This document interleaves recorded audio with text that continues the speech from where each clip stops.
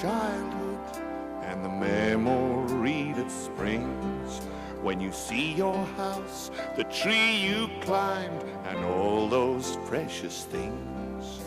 The faces of the friends I had, the images that fall.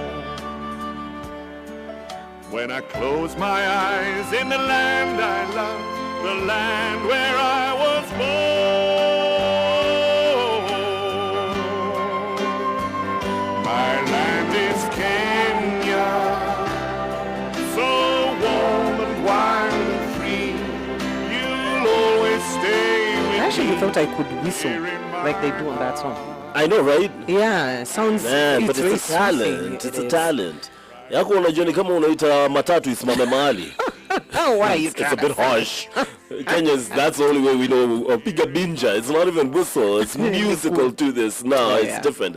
It's Capital in the Morning. Good morning. Welcome to another morning, another opportunity to hang out with the one and only, the lovely Fellaris, Wambui, and myself, Chiko. And we have in studio the guest we've been telling you about. We'll get to him in just a moment. A man that's been in business in terms of dealing with governance strategy. He was a governance strategist. So when it comes to teaching companies, organizations how to strategically place themselves and build themselves and every other thing that you need to navigate this difficult waters, so to speak, called business, he would be one of those people for employees and employers alike. And then he moved into government. Now, we don't all have that advantage or that pathway. Some of us will start as entrepreneurs and we need to work on getting capital and equipment. And that is why you need to get those loans, and you need someone who can loan you something without stressing you. Capital injection without collateral enables quick scaling, predictable repayment plan. Turn your side hustle into your main hustle, but in order to do that, then you need to hang out and hook up with the one and only NCBA Bank. Branches countrywide, you need to visit one and apply for a loan today. Access an unsecured loan of up to 8 million Kenya shillings with a repayment period of up to 120 months to finance all your long-term personal expenses, including education and other things. So if you want a good financial partner, make sure you do it with NCBA. If you want a good person to have a conversation with in terms of leadership and governance, I guess the best person to have would be a man who's been on both sides, whether it's the private sector, which is bearing the brunt of what is being determined or described as poor leadership and governance, and they're bearing the financial brunt, or when it comes to the government of the day. He's also worked with them and understands the intricate, details within there. Okay. Now said, former CS Eliud Owalo in the house, former governance strategist. I'm not sure you could be a former governance strategist. I think you're a governance strategist for the rest of your life. Once you know it, it's almost like a lifestyle, I guess. Absolutely. Yeah, you can't just put it down, No. right? And, current, and this is a big guess here, but I still believe current patron of the mighty Kogalo. Yes, please. Absolutely. I like the way he says that. He's always saying yes, please. And you foreseen, can we just start there? Yes. I'm a big sports lover, and we've met in these circles. Yes. Can we just start there? The resurgence of Gor Mahia coming through in your hands, and that's been one heck of a resurgence from 2024. You're seeing the steady upscaling of Gor Mahia. What's the plan for that team? Because they're probably listening. We want to transform Gor Mahia under my tutelage into one of the biggest and most successful clubs in Africa. I've been a fan of that club since the 1980s. Yeah. And we want to start by reclaiming the Kenya Premier League title. You remember last season we lost it. Yeah. We want to reclaim the Kenya Premier League title and then go to the next level of competing effectively in the Africa Club Championships. That's been a big And we challenge. don't just want to be mere participants. Yeah. We want to replicate the feat that was achieved by the 1987 Gor Mahia team that won the Mandela Cup. Yeah. And we have the wherewithal, capacity, skills, and competencies within that team to achieve that feat. Well, it requires very good leadership in order to do that, and that's why we are going to delve into that one. But it's not about Gor Mahia. It's going to be a broader one because Gor Mahia is a single clog in this big machine, and that big machine being sports in the country of Yes. Kenya, and that's one of the pillars which we will touch on as we progress. So here's the first thing. I think Fellaris and I would love to set the tone. What, having been in a position where you're helping corporates and entrepreneurs and businesses understand strategic governance, Yes. and also having worked in the current government of the day, Yes. which I'd love to hear your scoring on a 1 to 10 scale, how they're performing. What would you define and contrast between those two in terms of what leadership and governance is vis-a-vis what we're seeing of it? Okay, for starters, let me just explain what leadership is on one hand and governance is on the other. Leadership is basically a process of inspiring or influencing people towards a desirable direction, which means you rally people around a common objective with a view to attaining or meeting or realizing a given vision. So you must first of all craft a vision that is appealing to people, and then you rally everybody on a daily basis to work towards that. And that is leadership. And you remember, I'm choosing my words very carefully. Influencing people, Yeah. not coercing people. Are we together there? Correct. Yeah, but once leadership is in place, it is contingent. The success of leadership is contingent upon the systems, policies, and structures that you put in place. That is now governance. How do you govern? Okay? And from a private sector perspective, we believe in good governance. So that's what I was doing basically as a consultant for over 20 years before I went into the public sector, imparting skills and knowledge to corporate entities, both in the public and private sector, on issues of strategy, issues of leadership, and issues of governance. So in a nutshell, leadership and governance go hand in hand. You need an appropriate governance framework in place. But for you to effectively deliver on your mandate based on the systems, policies, and operational procedures that you have in place, you require effective leadership. So you may have an appropriate governance framework in place, but if you have a leadership deficit, you will not be able to meet your goals and objectives. So the two are like Siamese twins. They are incompatible. I mean, Absolutely. they go hand in hand. Absolutely. Yeah. So then, having defined that very well, I Yeah. must say, Yeah. where does this leave us in terms of your evaluation of our current state as a country? Well, I don't think we are in a good place. To be honest with you, we are not in a good place. I believe we have a leadership deficit because Kenyans don't quite believe that politicians whom we have in government are providing the right leadership. You know, you have to rally the people around you as a leader. But if you lose the people, then there's something amiss with the leadership tenets that you are espousing. Yeah? So we have a trust deficit, first of all. Kenyans have a trust deficit with the government. And how did we get here? We got here because Kenyans believe that they have been left on their own. They have been left on their own to the extent that they don't have money in their pockets and they don't have food on the table. Those two issues, talk to any Kenyan. They will tell you they don't have money in their pocket and they don't have food on the table.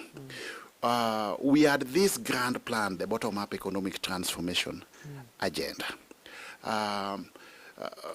But to realize any plan, you must have short-term and long-term objectives. I believe where we went wrong is that some of the objectives which could have been long-term, we started implementing them in the short term. And the impact of this is that the Kenyan public are not able to instantly realize the objectives. So what is the net effect? The net effect is that people don't have the requisite levels of disposable income to enable them have the optimal level of purchasing power to meet basic needs. That is the greatest challenge that we are facing today. And those two twin challenges require transformational leadership to elevate. And this is why Eliud Owalo has stepped forward, because I believe I've got a sustainable solution to those two challenges. And given the opportunity in this show, I'll be able to articulate what plans I have to sort out those two challenges. Actually, we're coming to that in just a moment, and but very quickly before Fellaris jumps in here, out of curiosity, you said some of these things do need time, and that's understandable to implement. Yeah. Does this transformative leadership also require some time that we're denying this current government then? No, transformational leadership is inbuilt in an individual. Yeah, it is not time bound. So it no is the excuses leadership. here. Yeah, it's the leadership skills that you exhibit that will let, and you know your leadership style is defined by your subjects. It is not you as an individual who will say I'm a transformational leader. Correct. Yeah, yeah. You have to. Your leadership styles and character traits is defined by the subjects, the people whom you do what, whom you lead. They are the ones who will say, this guy is espousing transformational leadership. Yeah. Then you influence them towards a given direction. But that direction must be desirable. It must be a vision that is appealing to people.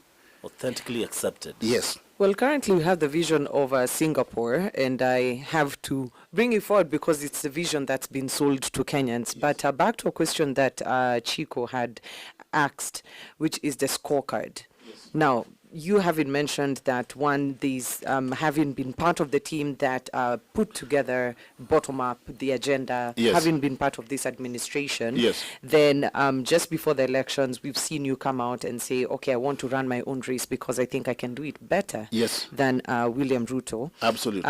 Well, having put together the bigger vision of his administration, which is the bottom-up agenda. Yes. So I want to, and the listeners want to understand what your rating is of the current administration, and second, those short-term and long-term goals that were part of this administration. What have been the shortfalls per your view?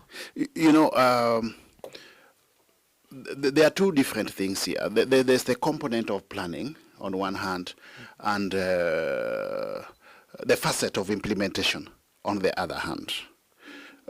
It's a different thing to plan and a completely different thing to implement a strategy.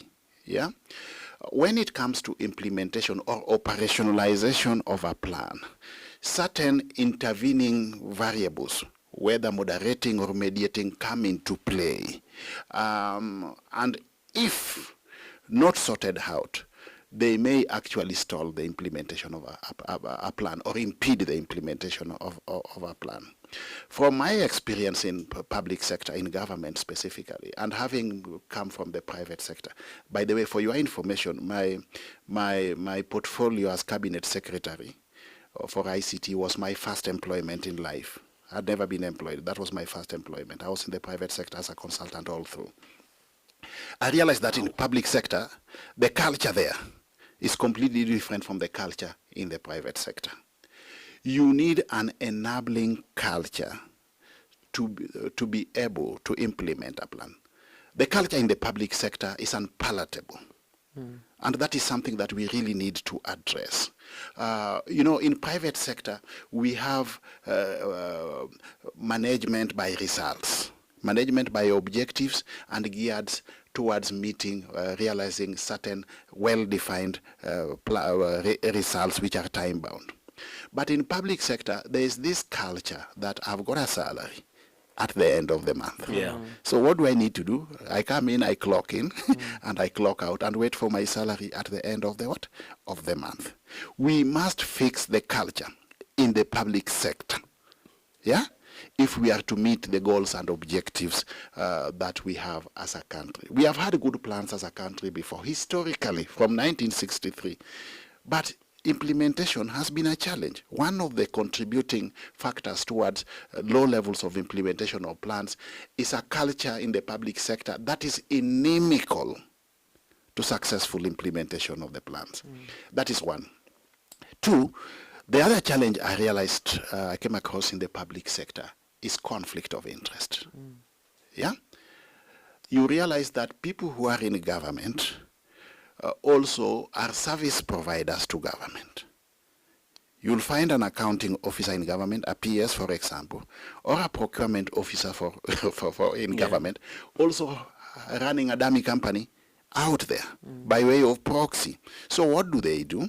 They facilitate award of tenders to their own companies by proxy. Yeah. And what happens, if this, for example, for a construction project, you find that once the tender is awarded, certain payments, initial payments are made. They follow up and divert, acquire or those monies and divert to other uses apart from the projects themselves. So the money is diverted to personal use. Then the projects end up what?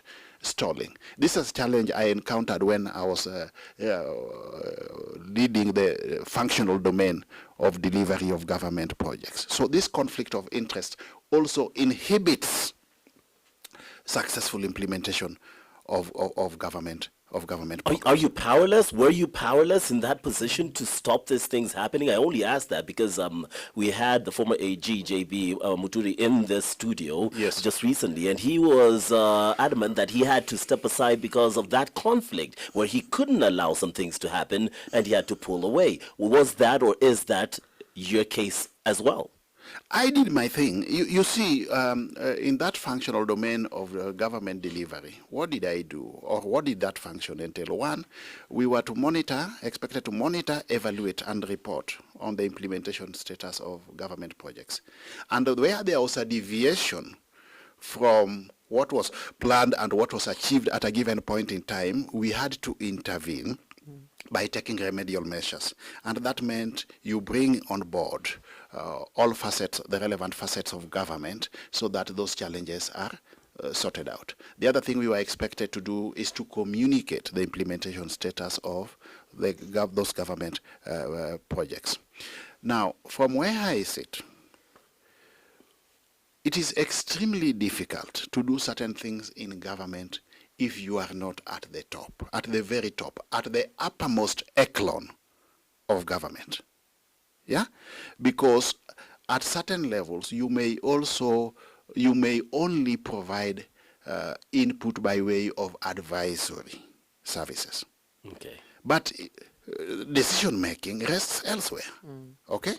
And this is why I feel that perhaps some of the challenges I encountered when I was in government, I can help overcome them when I'm actually sitting at the very apex of government as President of the Republic of Kenya. I like that you bring that in because I think we should actually delve into that. We could sit here and talk all day, as usually is the case of this happened, that happened, I went through this, I went through that, this guy is bad, this guy does this. We could talk and blame and shame all through, or we could focus on the future. But before we focus on the future, because some of those pillars, I want you to delve into how your presidency would look and how you would sort the situation this country is in.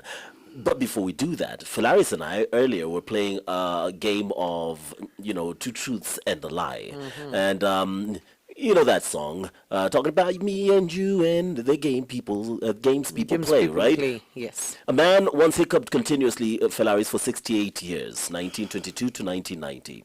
The world record for the most body piercing on a single person is over 4,000. A woman once grew her fingernails so long they measured over 9 meters in length. 1, 2, 3. Which one do you think is the lie? Repeat the first one. A man once hiccuped continuously, 68 years, 1922 to 1990. Impossible. Impossible, Fellaris says, and it's actually true, because that actually happened. The longest fingernail thing is the lie. This final question round, Fellaris. Owalo is a former governance strategist. Owalo is the current patron of Gor Mahia. Honorable Owalo is a pace setter, a project of the state to create division and distraction. Has to be the last Hold one. that one. How about you answer that? Because there are a lot of games that politicians play. Yes. And the word that comes through from a lot of Kenyans, some Yes. of them are actually talking to us via X right now, and our WhatsApp line, I should say, are of the opinion that Uyu ni mtu ametumwa, he is the mole, he is the disruptor, he is creating division, because once you divide, you rule, you conquer. Let me tell you something. Kenyans need to evaluate me informed by my past.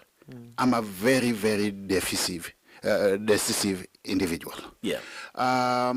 First of all, I'm above playing anybody's game. I'm my own person.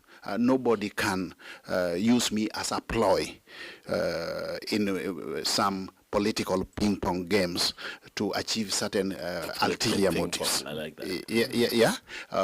So I'm not part of any political innuendo, if I may call it, to help realize the objective of anybody.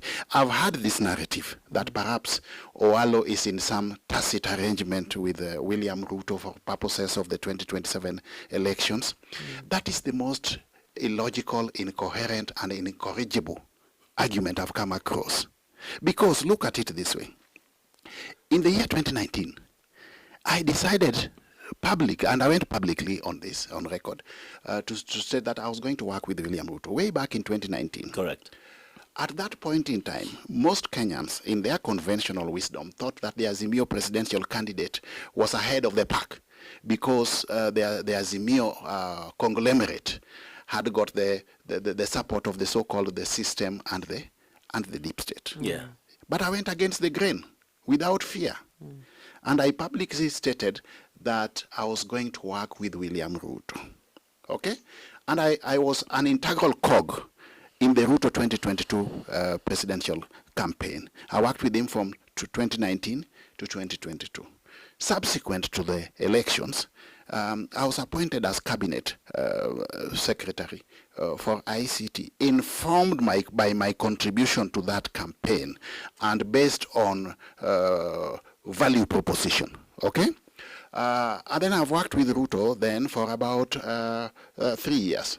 First of all as CSICT, and then later on as the Deputy Chief of Staff responsible for the functional domain of performance, management and delivery, and then performance, delivery and government efficiency.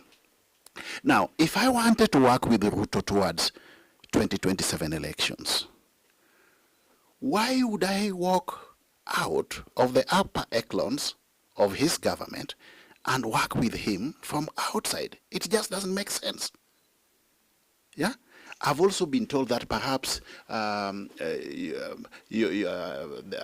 been assigned a role of muddying the waters, or some people have told me splitting the votes in Nyanza or something. Let me ask you, Ruto is in a working arrangement with ODM leadership, isn't it? Correct. And it is presumed that the bedrock of ODM is Nyanza. What will be the effect of my candidature? Am I not going to eat into a substantial proportion of the votes in Nyanza?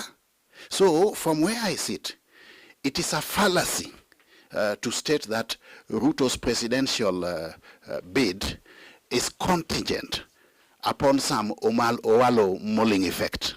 It doesn't make sense. I love the way that you've broken it down because you're correct. Yeah. From that evaluation, I was just giving feedback, which is vital, but it doesn't make sense. Yeah. Which then brings me to the pillars of your presidential ambition. Yes. Let's delve into it. One of those key things which you have seen, Yes. perhaps are feeling the brunt of, or maybe not, now that you're no longer in government, maybe you're starting to feel the brunt of it, because I feel that government officials and key top pillar government officials don't get to feel what the common mwananchi is feeling. Yes. And that is taxation. Yes. It is insanity. Yes. Households barely making it day to day, let alone month to month. How does should that happen, President Eliud Owalo deal with taxation as we go down? I'm going to confront the issue of punitive taxation head on. In fact, punitive taxation, if you ask me, is a major contributing factor towards the low levels of disposable income and by extension the low levels of purchasing power of the common mwananchi. And to alleviate this, I've done my maths. Once elected president, I'm going to reduce the level of income tax from 35% to 20%. VAT, which is a major contributor towards the high cost of living index, I'm going to reduce it instantly from 16% to 10%. How do you supplement this reduction?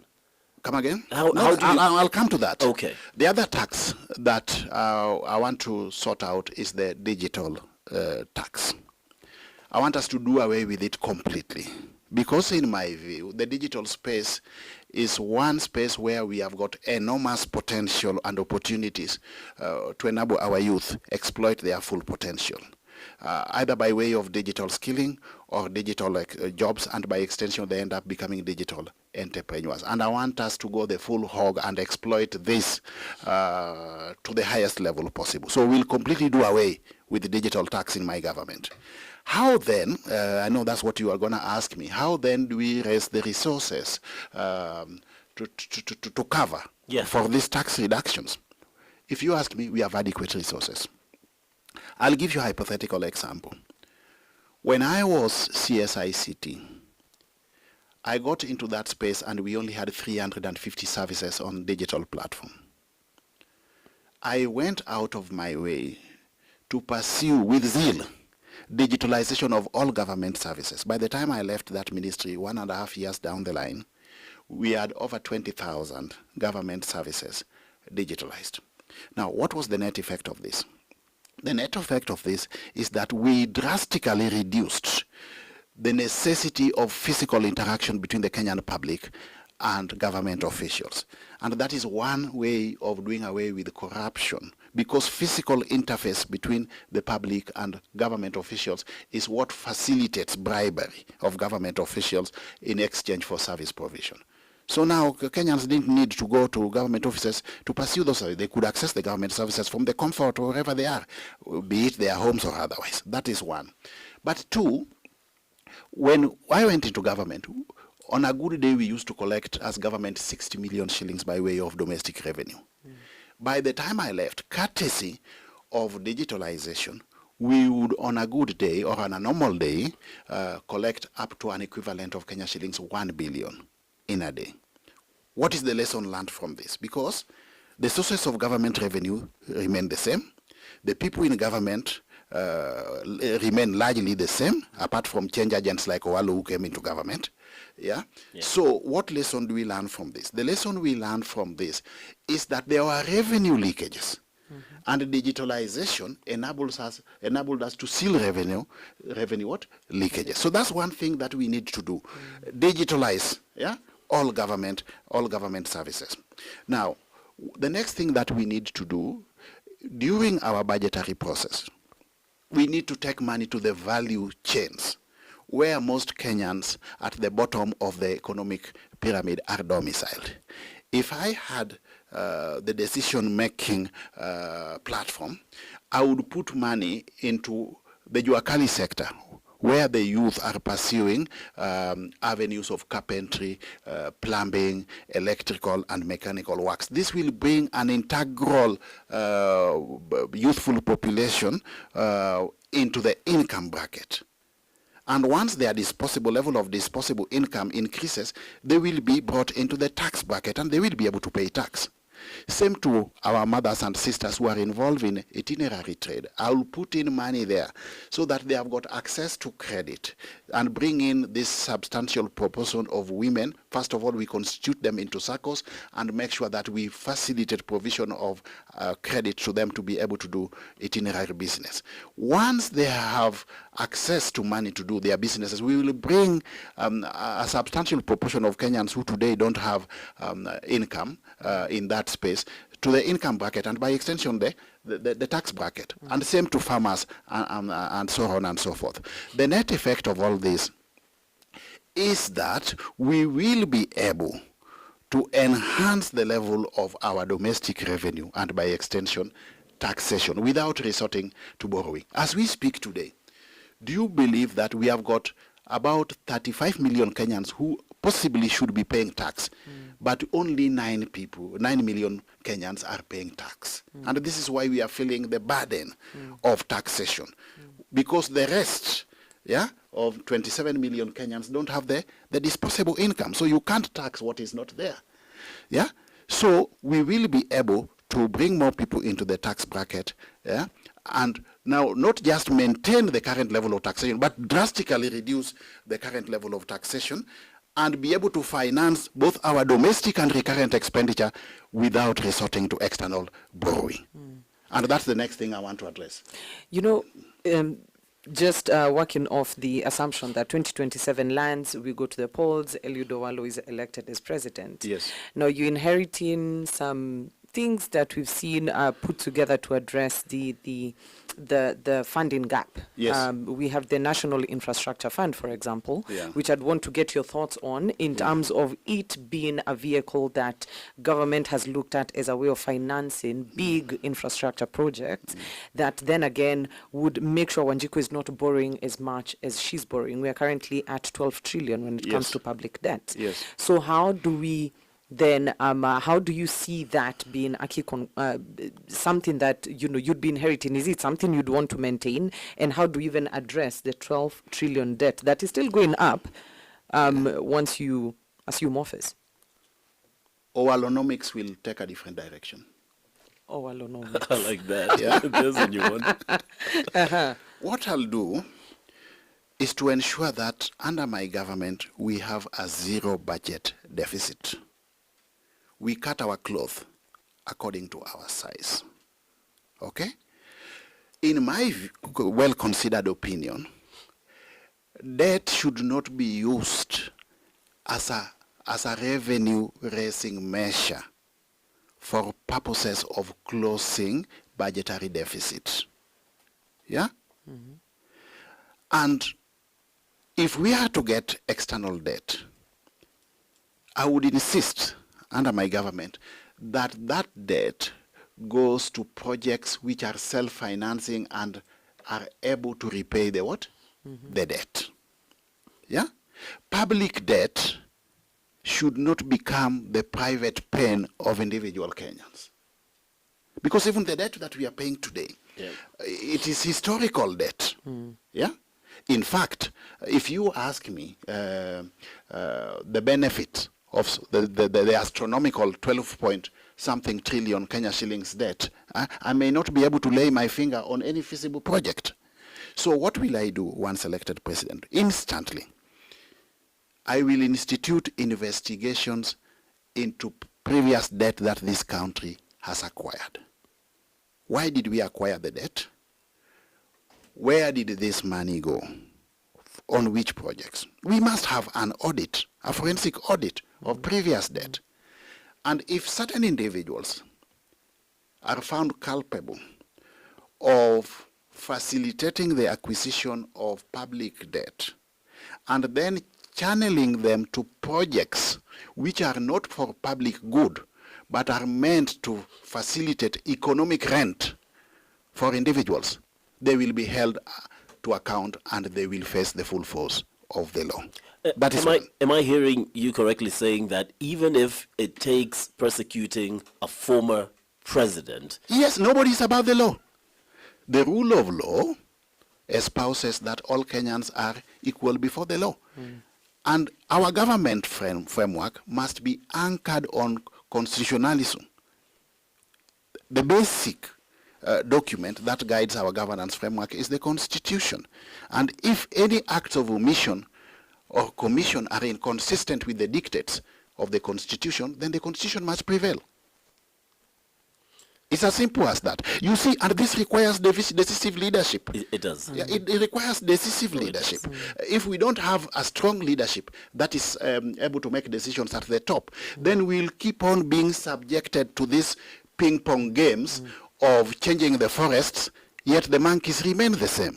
Speaking of forests and monkeys remaining the same, we have institutions that you'd have to work with to make sure that you're actually able to pursue the people behind this historical debt that then cannot be tied to actual projects. We have the judiciary, we have the House, which is Parliament, we have the Senate, we have the investigative organs, we have the security forces that we've seen being being used as a machinery to either frustrate certain processes, where justice is being pursued. So what different thing is Owalo going to come and do? Because the figures remain the same. You're not going to come in and change the judiciary, for example. You're not going to come in and change the DCI, for example. Just allow the constitution to work. You see, we have three arms of government: the executive, the legislature, and the judiciary.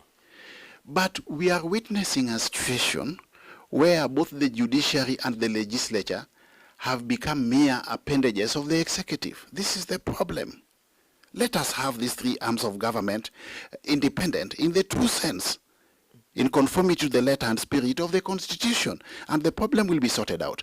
Let us have independent government institutions exercise their mandate without fear or favor, or without undue influence from the executive. It is as simple as that. Let us just allow the Constitution to work. You see, EACC, the DCI, the Office of the Auditor General, the Controller of Budget, these are institutions or entities in government which are supposed to be independent. But in practice, they are not, because of undue political influence. And that is why I see myself as an agent of real change, because I will provide transformational leadership that Kenyans so much desire. Sir, let me delve into your presidency Yes. a bit further.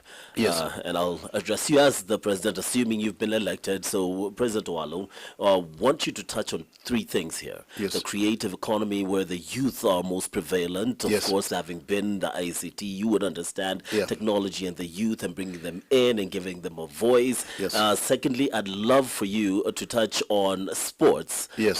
Because there's another sector that I think has been misused and largely ignored until someone wants a political value from it, and that'll be quite interesting to see what you say specifically on that. And then the final one will come in, will be on some of the situations that we're dealing with right now. You're the president, and we have the e-citizen, and we have the drama that is surrounding e-citizen, with money being saved. 6 billion, did I see? Six with something billion going just like that, apparently signed off by the AG. So I'd love to see how you deal with the situation. But first, let's talk about those two sectors, which are absolutely key.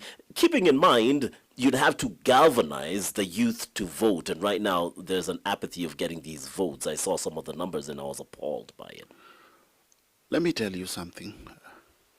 We are not in a good space as a country because of the high levels of unemployment of the youth. We are sitting on a time bomb. And you saw it during the 2024 Gen Z uprising. Under my government, I will turn this possible ticking time bomb into a time boom by providing enabling opportunities for the youth in the digital, within the space of the digital and creative economy. We have got abundance of opportunities there. It doesn't make sense for me for the youth to continue migrating from the rural areas to the urban areas, Nairobi inclusive, in search of non-existent white-collar jobs. Okay? They are either minimal today, those jobs are either minimal or non-existent. I will adapt a complete paradigm shift to empower our youth. And where we have these opportunities is within the space of the digital and creative economy. Yeah. We need to start by facilitating digital skilling for this youth. And once we have facilitated massive digital skilling of the youth, we link them up with global technological companies for purposes of digital jobs. Today, the world has become one digital and a creative economy. We no longer need to be, or to UK, to Canada, to India, to work in those countries. They can work for companies resident in, but from right here in Kenya, within the villages, not even within the what? The towns. But we must put in place an enabling ICT infrastructure. Correct. So what do we need to do?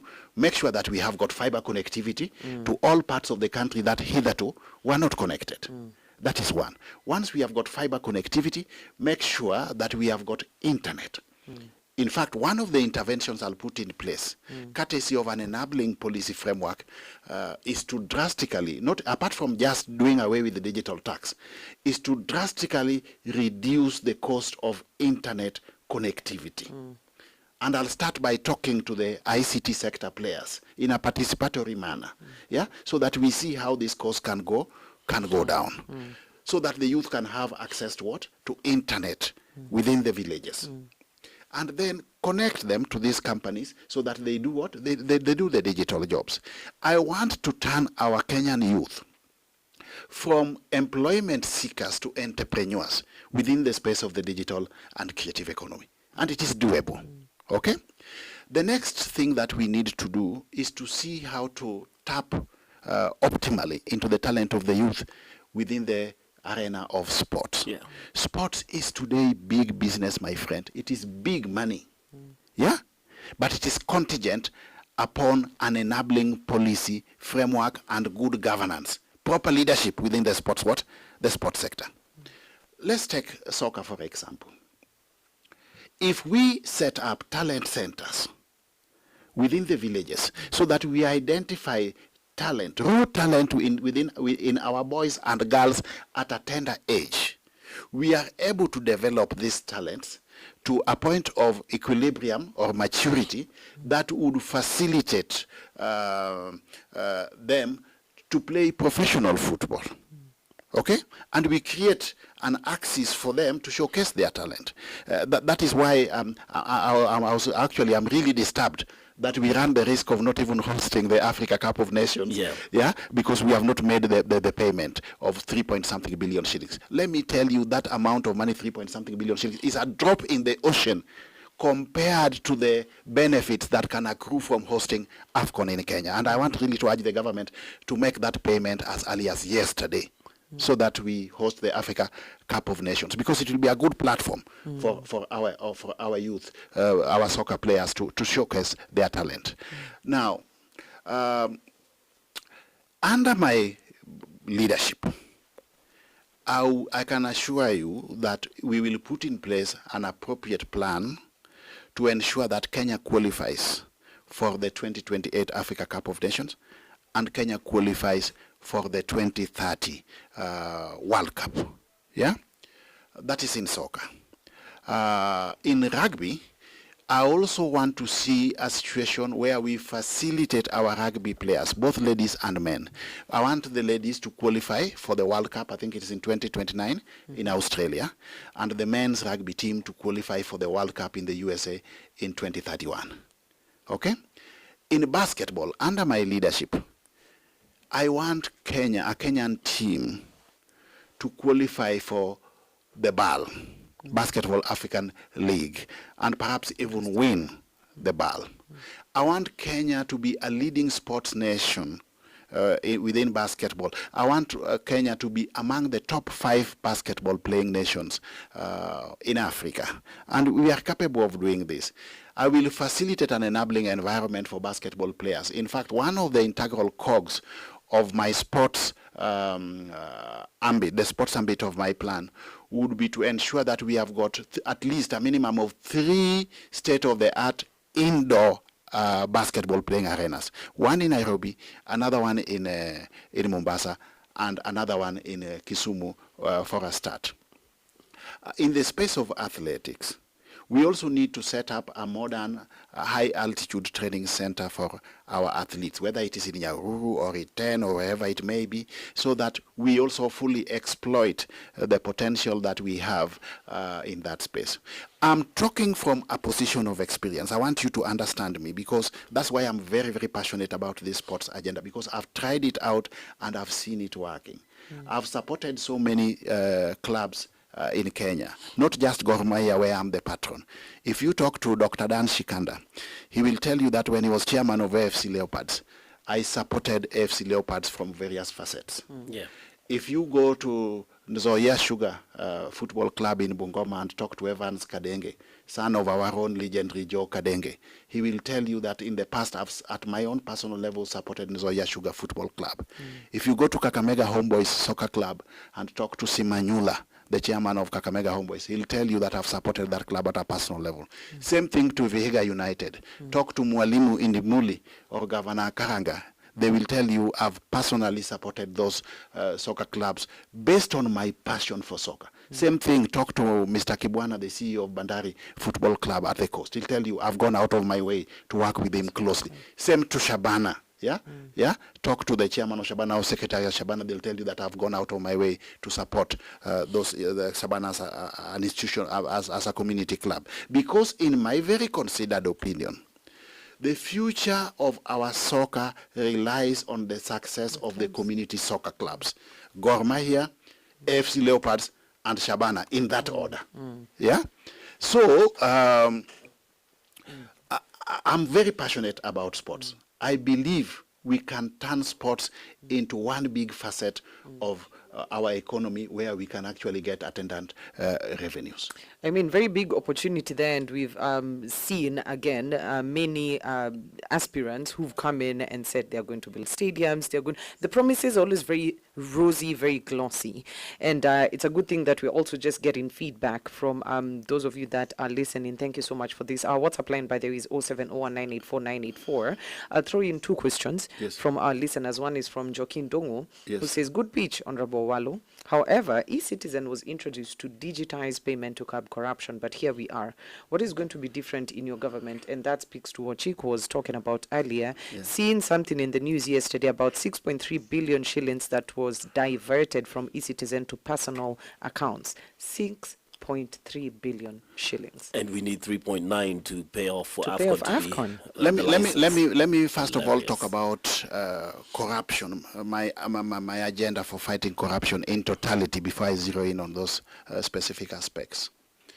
I would facilitate zero tolerance for corruption in my government, and this requires leadership by example from the top. Okay.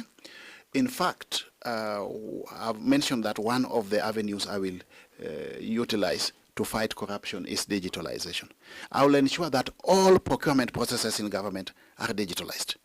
I will ensure that we have got a proper dashboard that we can utilize to monitor, evaluate, and instantly report on the implementation status of all government projects, so that at the press of a button, we are able to ascertain the veracity or otherwise that monies which are being paid for certain projects is being put into good use, and those projects are being pursued to a logical conclusion. Okay?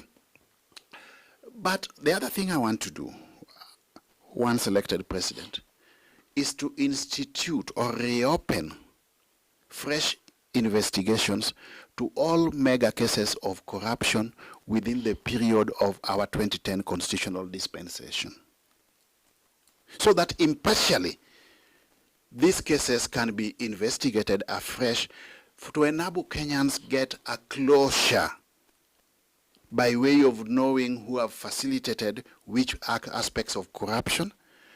And we will go a step further to pursue the assets of individuals which have been acquired through proceeds of economic crimes.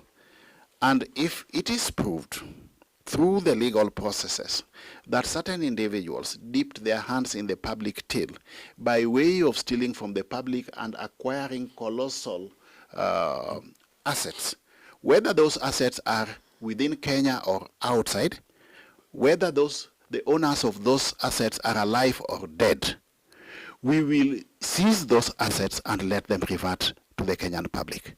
And if the owners of those assets are alive, we will ensure that they face the full force of the law. We don't want to see them moving up and about. They should be guests of Committee Maximum Prison. So hypothetically, it's just hilarious for me. I'd love to see it happen in my mind. I'm picturing, not saying it's a case, but if your government finds the former government at fault and the former president has taken from the proceeds of these corrupt issues, and you go and take George Ruto's matatus? You know, all of us are equal before the law. Hilarious. Why should we have two sets of laws? One set of law for the common mwananchi, the common Kenyan, and a different set of laws for the high and mighty. That is where we go wrong. everybody is equal before the law. That is what the rule of law espouses. I have And we must apply the law indiscriminately. that is key. Yeah? We must get order. We must get back to factory settings as a country.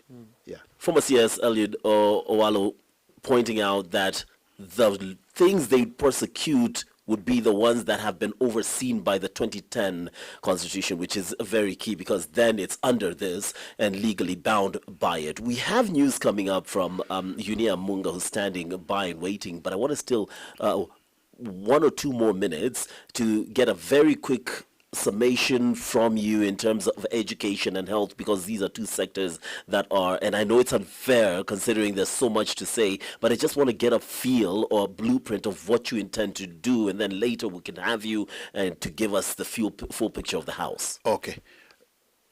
Education and health must be sorted out. They are in a mess as we speak. From where I sit, we should have adequate resources to facilitate free primary education on one hand and free-day secondary education on the other. In equal measure, we should be able to facilitate free health services in all public hospitals. But where do we get the money from? It is simple. Yeah? Sort out corruption, seal revenue leakages, yeah? And eliminate wastage in government.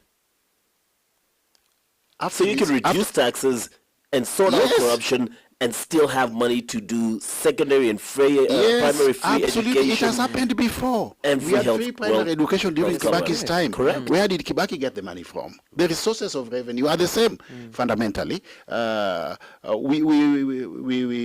We had in the 80s free public health in public hospitals. I remember when I was young in primary school in the village, I would go to hospital, I'm treated, and then I walk back home. People say that inflation and cost of living has gone up. No, but inflation does not take part in a vacuum.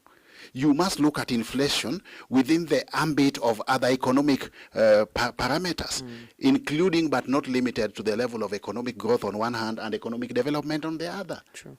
Yeah.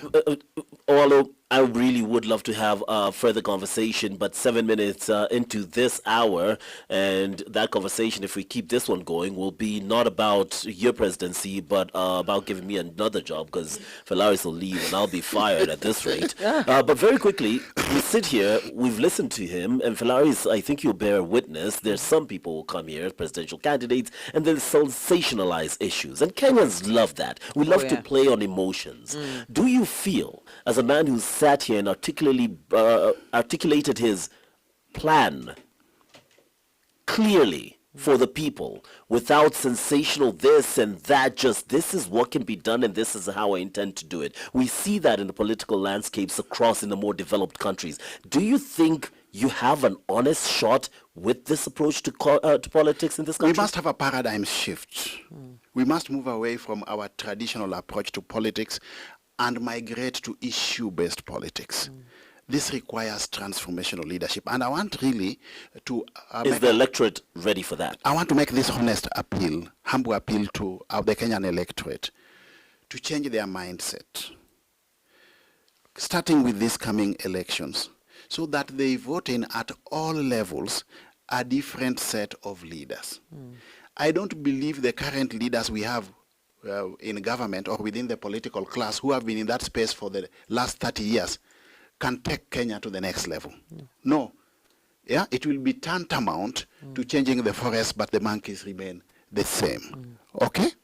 So I really want to appeal to Kenyans to elect transformational leaders, a different set of leaders. And also we need to re-engineer our body politic as a country, so that we move away our politics to issue-based politics as opposed to politics built around tribal conglomerations, where people cobble together tribal enclaves for purposes of attaining political power. And then when they are in government, they forgot about the Kenyan masses. That is why I, as Eliud Owalo, have stepped forward as an agent of necessity to change the paradigm.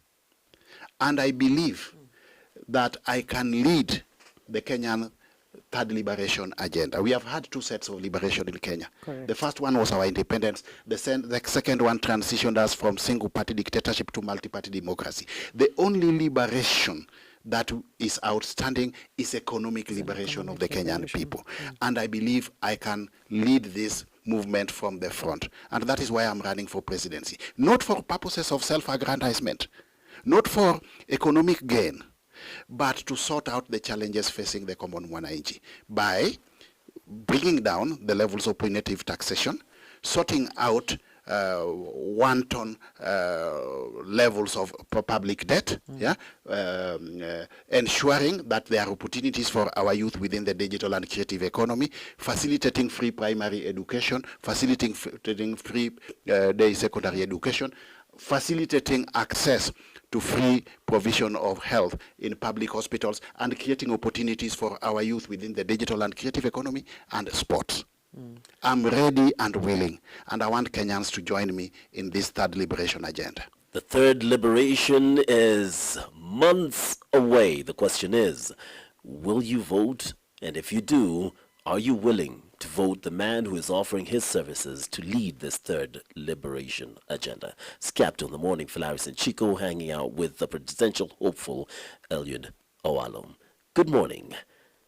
Might be looking for a new job because right now it is 11 minutes past 9 o'clock with Standard Chartered Bank Priority Banking. Now is your time for wealth. Join Standard Chartered Priority Banking today.